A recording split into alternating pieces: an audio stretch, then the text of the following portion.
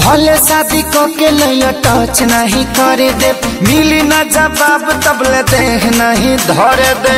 राजा हो ए राजा हो ए, भले शादी को के लिए टच नहीं करे दे, मिली ना जवाब तबले देह नहीं धरे दे।